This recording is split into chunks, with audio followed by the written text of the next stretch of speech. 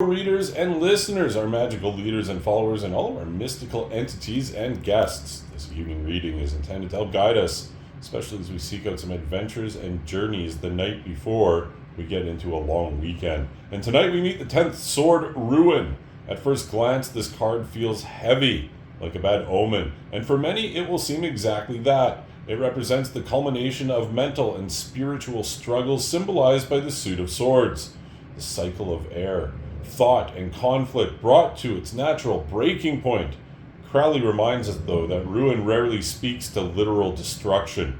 Instead, it's a symbolic dismantling of illusions and outdated frameworks.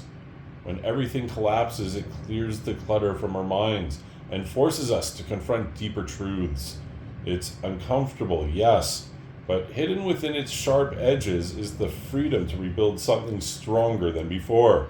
The message here is not despair, it's awareness.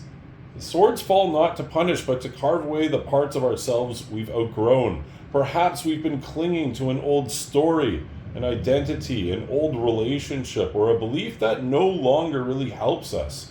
Ruin invites us to release control, to stop fighting the inevitable, and to trust that within endings there are silent beginnings waiting on new paths.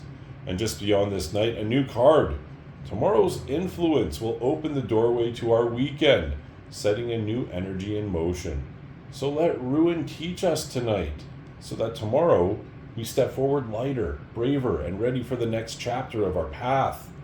And so, as we sit beneath tonight's shifting skies, we recognize that Ruin is not the end of the story, but a necessary pause before the next chapter begins. The Thoth Tarot reminds us that the mind can be both our sharpest weapon and our greatest trap.